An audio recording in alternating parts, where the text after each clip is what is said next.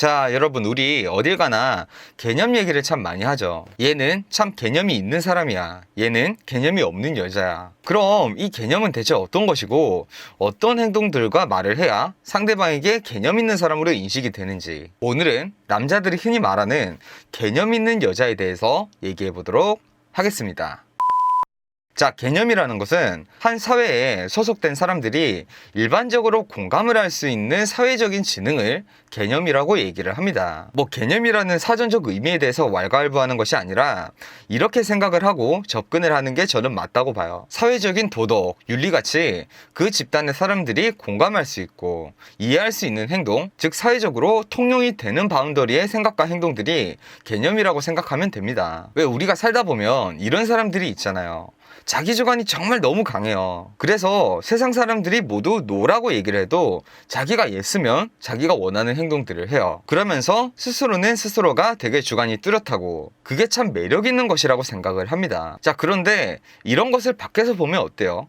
개념이 없다라는 말이 나오고 눈살이 찌푸려지는 그런 경우가 생기죠. 이렇게 우리는 사회에서 소속이 되어 있고 그 사회의 사람들의 평가에 예민하게 생각해 볼 필요가 있습니다. 왜냐하면 여기에서 뭔가 부정적으로 튀어 보이는 것은 우리에게 손해를 가져다 줍니다. 다수의 사람들이 내 행동을 공감을 해요. 옳고 그름을 떠나서 다수의 사람들이 내 행동을 이해를 해요. 그럼 그 사람들이 나에 대해서 부정적인 감정을 가지지는 않습니다. 왜냐하면 나 또한 그런 상황에서 그렇게 행동을 했을 것이기 때문에. 이렇게 사회적으로 통용되는 행동들을 하면 우리는 개념이 있다라고 얘기를 하고, 여기에서 벗어나면 개념이 없다라고 얘기를 하는 겁니다. 자, 그럼 이걸 우리 연애 상황에 접목을 해보면 됩니다. 뭔가 되게 다양하게 생각해 볼 수가 있겠죠.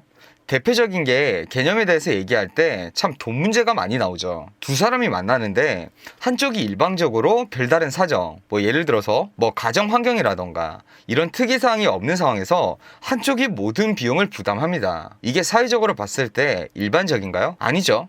그래서 이렇게 돈을 아예 안 쓰는 사람들을 두고 참 개념이 없다라는 얘기들을 밖에서 하게 되는 겁니다. 자, 또 다른 예시로 우리 내로남불이라는 게 있잖아요. 나는 여사친 남사친이 괜찮은데 상대방의 여사친 남사친은 안 된대요. 뭐 마음은 이해를 해요. 이게 뭐 나 자신에 대해서는 내가 확신이 있지만 상대방은 내 자신이 아니다 보니까 내가 불안할 수가 있죠. 그래서 이런 표현들이 나올 수는 있어요. 자, 근데 일반적으로 사회적으로 생각을 했을 때 나는 되고 상대방은 안 되고 이게 통용이 될까요?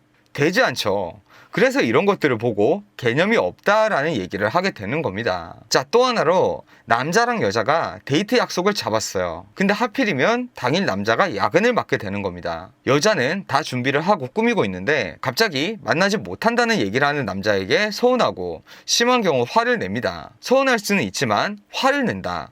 이건 당연하게도 개념이 없는 행동에 해당을 하겠죠. 뭐 이렇게 주장할 수가 있어요. 말이 아다르고 어다르다고 남자가 미안해하고 그런 모습을 보이지도 않고 얘기를 하니까 화가 나는 것이 아니냐. 자, 이건 온전하게 본인 입장에서만 생각을 한 거죠. 이런 과정이 어떤 결론이 나냐면 사랑의 권위를 빌려서 상대방을 부정해석하려는 경우가 많습니다. 그럼 야근 끝나고 잠깐이라도 보면 되지.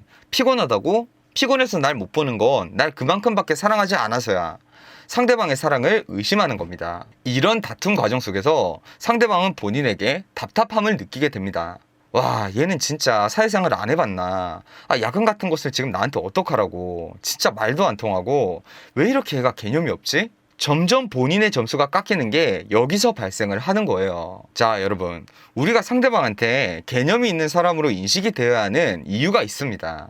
개념이 있는 사람으로 인식이 되면요, 오히려 우리에게 이익들이 생겨요. 예를 들면 만남 초기에 남자가 밥을 샀으니까 내가 카페에 가서 커피를 사는데 남자가 눈치를 본다고 뭐 아메리카노를 시킬 때 아메리카노 말고 좀 더 비싼 음료를 골라주면서 이거 한번 드셔보라고, 저는 이거 좋아하는데 한번 안 드셔보시겠냐고, 이런 사소한 모습. 그리고 두 번째, 세 번째 만남에서 내가 먼저 나가서 밥을 계산하는 그런 모습에서 남자의 머릿속에는 얘는 개념이 있는 사람이다라는 인식이 생기면요, 그 다음부터는 돈에 대해서 그렇게 따지지를 않아요. 얘는 어차피 개념이 있는 사람이니까 내가 돈을 쓰면 그만큼 그게 당장은 아니더라도 나한테 돌려주는 그런 사람이니까 오히려 그 다음부터는 나한테 투자하는 것도 많아지는 겁니다. 이런 것들이 관계를 더 유들하게 만들어주고 나에게 이익을 가져다 주는 거예요. 자, 여러분, 우리 행복한 연애를 하기 위해선 내 욕심은 조금 내려놔야 됩니다.